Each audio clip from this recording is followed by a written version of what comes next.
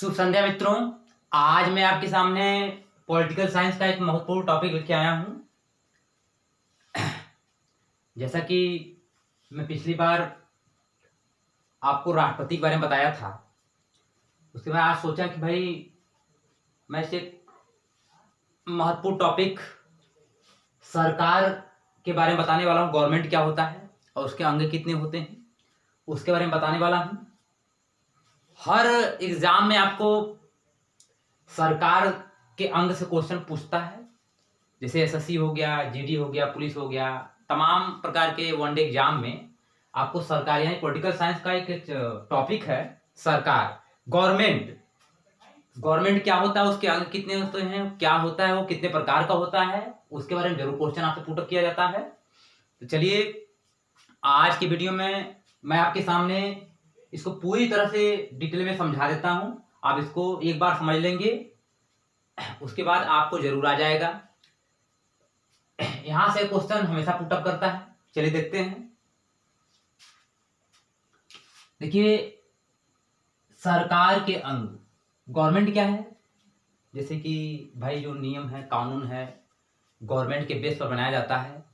तो उसमें उसके बेस में यानी अंग में कई अंग हैं, जैसे विधायिका, कार्यपालिका, न्यायपालिका, और एक अलग से भी उसका प्रकार सरकार के प्रकार में आता है मीडिया। मीडिया भी सरकार के एक बहुत पूर्ण हिस्सा है, अंग है, इसलिए मैं मीडिया को भी लिया हूं उसमें। देखिए, सरकार के अंग विधायिका, कार्यपालिका, न्यायपालिका, मीडिया। आप इससे समझिए कि बस सरकार के 4 अंग हो गए। आप इससे जरूर जानिएगा कि सरकार के कितने अंग होते हैं, तो 4 अंग होते हैं, विधायिका, कार्यपालिका, न्यायपालिका और मीडिया। ये 4 प्रकार के जो होते हैं वो सरकार के अंग होते हैं। ये सरकार के प्रकार होता है। सरकार का प्रकार विधायिका, कार्यपालिका, न्यायपालिका और मीडिया। देखिए, पहला है टॉपिक हमारा विधायिका क्या होता है। विधायिका मीन्स कि जो कानून बनाया जाता है, किसके द्वारा कानून बनाया जाता है उसे विधायिका कहा जाता है। विधायिका मीन्स कानून कैसे बनाया जाता है, किसके द्वारा। देखिए, कानून हमारे यहाँ 2 स्तर पे है, एक केंद्र स्तर पे है, एक राज्य स्तर पे है। तो केंद्र स्तर में संसद द्वारा यानी पार्लियामेंट द्वारा बनाया जाता है। केंद्र में कानून संसद द्वारा पेश किया जाता है, बनाया जाता है पार्लियामेंट द्वारा। राज्य में विधानमंडल द्वारा तैयार किया जाता है। यानी समझिए, पूरे भारत में कानून कहां से बनाया जाता है, केंद्र सरकार द्वारा, वो संसद भवन यानी पार्लियामेंट द्वारा। उसी तरह किसी राज्य में, हमारा जितने राज्य हैं उसमें एक राज्य में कहां से कानून बनाया जाता है, तो विधानमंडल द्वारा तैयार किया जाता है। जो कानून बनाया जाता है वो हमारे राज्य में विधानमंडल से तैयार किया जाता है और केंद्र में संसद द्वारा तैयार किया जाता है। इतना समझ आया कि कानून जो है केंद्र में, यानी भाई समझिए तो एक केंद्र सेंट्रल है, हमारा भारत है, पूरे भारत का जो कानून बनेगा वो हमारे संसद द्वारा निर्धारित किया जाएगा, संसद द्वारा बनेगा।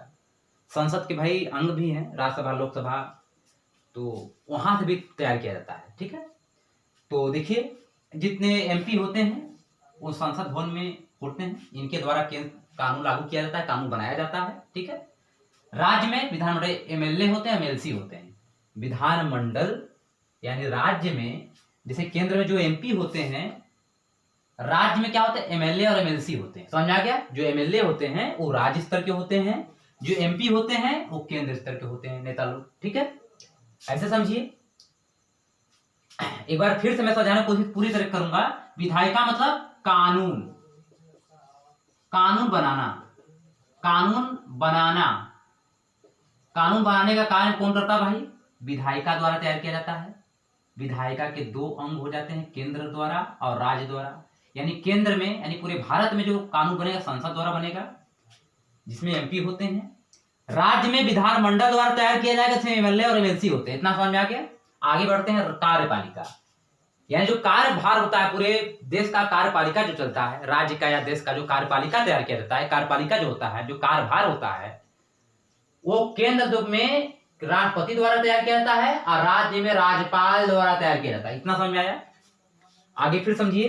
कार्यपालिका यानी कार्य करना, जो काम किया जाता है, काम काज, केंद्र में राष्ट्रपति द्वारा राज्य में राज्यपाल द्वारा, यानी आप यह कह सकते हैं जो राष्ट्रपति का काम है केंद्र में, वही राज्य में राज्यपाल का काम होता है।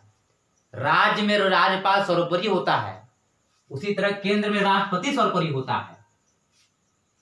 काम वैसे तो यहाँ पे केंद्र में प्रधानमंत्री करता है, राज्य में मुख्यमंत्री करता है, लेकिन जो पूरा काम का कार्यभार संभालते हैं वो राष्ट्रपति होते हैं केंद्र में, और राज्य में राज्यपाल होते हैं। राज्य में जो राज्यपाल होते हैं वो पूरे राज्य के कामकाज को देखते हैं, और केंद्र में राष्ट्रपति पूरे कामकाज को देखते हैं, यानी कार्यपालिका को संभालते हैं। केंद्र का कार्यपालिका किसके हाथ में होता है?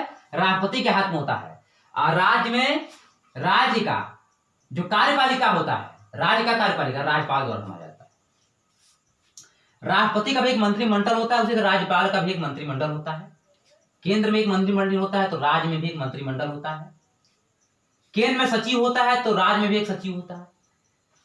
देखिए, ये जो सचिव होते हैं, जो सचिव अधिकारी होते हैं, वो स्थायी अध्यक्ष होते हैं, स्थायी सदस्य होते हैं। कार्यपालिका, एग्जाम पूछा गया क्वेश्चन, कार्यपालिका का स्थायी सदस्य कौन होता है? सचिव। आपको आएगा उसमें ऑप्शन में राष्ट्रपति, प्रधानमंत्री, मुख्यमंत्री, ऐसे ऑप्शन में आएगा। आपको लगेगा सचिव होगा ही, लेकिन सचिव होगा उसका उत्तर। कि सचिव क्या होता है? स्थायी सचिव जो होता है कंपटीशन लेवल के एग्जाम देकर तैयार किए जाते हैं। ये सब तो राष्ट्रपति हो गया, राज्यपाल 500 वर्ष के लिए आएंगे। अस्थायी होते हैं, सब अस्थायी होते हैं। जो सचिव होते हैं ये स्थायी अध्यक्ष होते हैं, ये जानते रहिए। इसलिए इन लोग को आप नहीं हटा सकते। एक बार गवर्नमेंट में आ गए तो जब तक इनका पूरा समय रहेगा, कार्यकाल रहेगा, तब तक बने रहेंगे। लेकिन राष्ट्रपति का 5 साल बाद चेंज हो सकता है।